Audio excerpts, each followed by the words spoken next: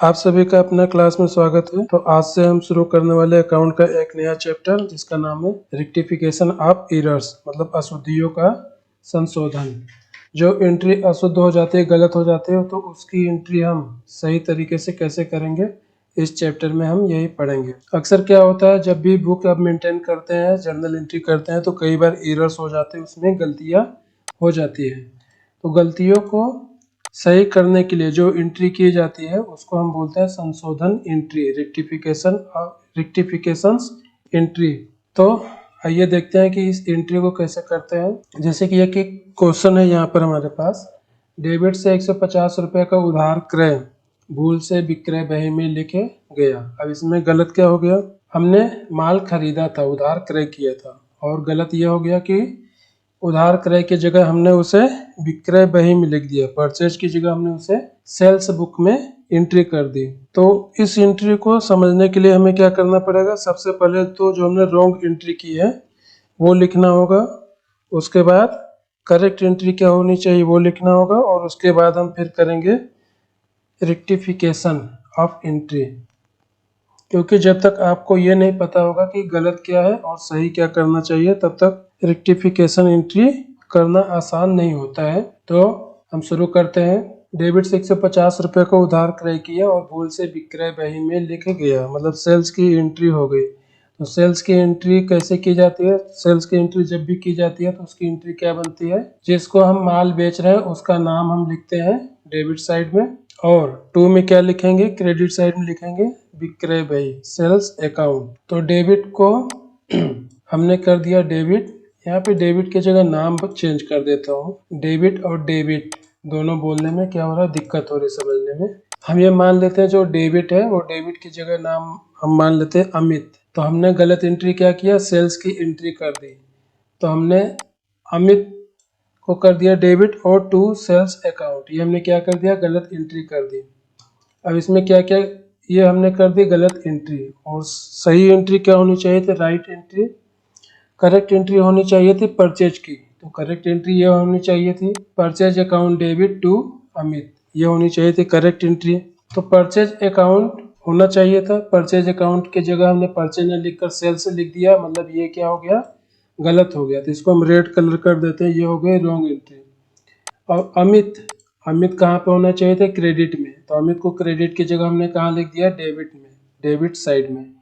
तो ये भी क्या हो गया, गलत हो गया। तो इसको भी हम कर देते हैं क्या, रेड कलर। तो यहाँ पर अमित और टू सेल्स ये दोनों ही गलत हो गई है, क्योंकि परचेज की जगह सेल्स लिख दिया, तो ये क्या हो गया, रॉन्ग एंट्री हो गई। और अमित को क्रेडिट करना चाहिए था, क्रेडिट की जगह हमने अमित को यहाँ पे क्या कर दिया, डेबिट कर दिया, तो ये भी क्या हो गया, रॉन्ग एंट्री हो गई। तो ये देखिए, डेबिट साइड भी रॉन्ग एंट्री हो गई और क्रेडिट साइड भी रॉन्ग एंट्री हो गई। तो ये क्या हो गया, ये हो गया डबल एरर्स, मतलब द्विपक्षीय गलती हो गई, दोनों साइड में गलत हो गया है। और सही क्या होना चाहिए था, ये आपको पता है कि purchase account debit and to Amit होना चाहिए था, ठीक है।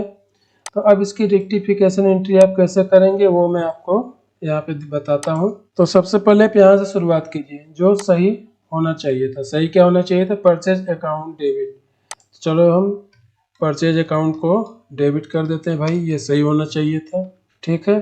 परचेज अकाउंट कितने अमाउंट से सही होना चाहिए था, डेबिट 150 रुपये। तो परचेज अकाउंट को हम यहाँ पर 150 रुपये से डेबिट कर देते हैं, हो गया सही।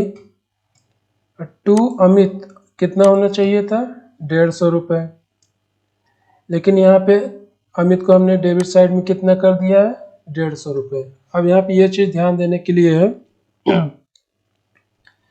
अमित को हमको क्रेडिट करना चाहिए था 150 रुपये से, तो क्रेडिट करने के बजाय हमने अमित को क्या कर दिया, 150 रुपये से डेबिट कर दिया।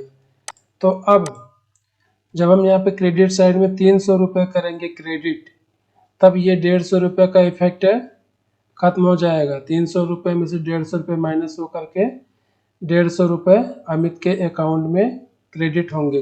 वो भी कैसे होगा मैं आपको दिखाता हूँ। देखिए, यदि हम यहाँ पर ये मान लेते, अमित को हमने क्या कर दिया था, डेबिट कर दिया था 150 रुपये से, 150 रुपये से डेबिट, लेकिन हमें अमित को क्या करना था, क्रेडिट करना था, कितने रुपए से, 150 रुपये से।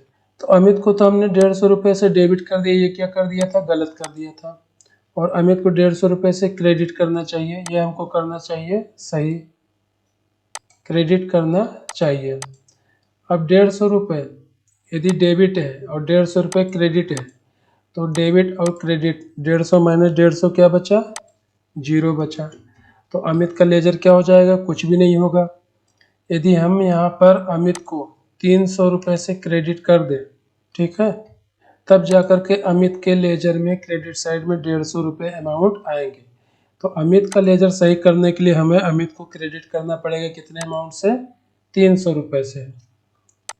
तो यहाँ पर क्या लिखेंगे हम, टू अमित कितना अमाउंट, 300 रुपये।